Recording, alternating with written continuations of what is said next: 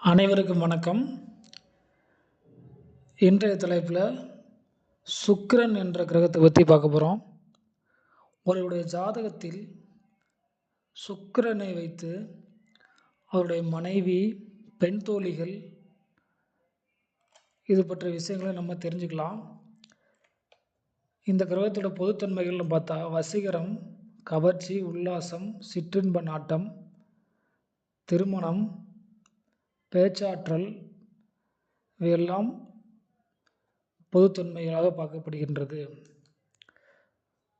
மேலும் ஒருவருடைய ஜாதகத்தில் சுக்கிரன் என்ற கிரகம் ஒரு ஆண் ஜாதகத்தில் முக்கியத்துவம் அடைந்துவிட்டால் திருமணம் ஆவதில் தாமதம் அல்லது அசாதாரண திருமணங்கள்